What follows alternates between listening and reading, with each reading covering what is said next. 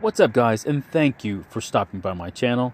Today's project is this Craftsman riding mower, and the problem is the blade engagement lever won't move enough to turn on the blades.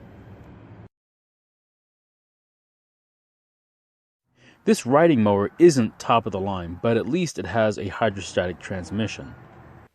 And this particular engine is also very dependable as well. Let's get this riding mower into the air, drop the deck down to its lowest position, and take a look around at the top of the deck. And it looks like we're going to have to get rid of a bunch of grass before we can see what the problem really is.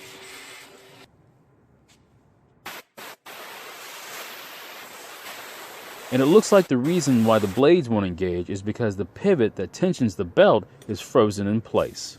A quick and easy fix for this is just to spray down the pivot with a good lubricant a couple of times. And if that doesn't seem to work well enough, loosen the nut on top to allow more lubricant to seep into the pivot. And if that doesn't work, we're going to have to completely remove the deck and disassemble and clean and lubricate the pivot.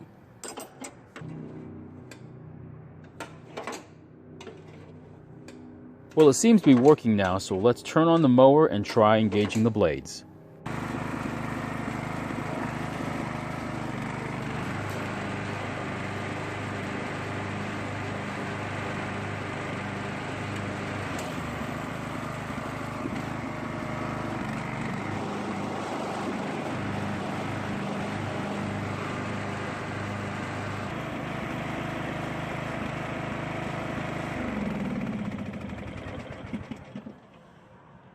Well, it looks like we were able to fix the problem, but it could have easily been much worse.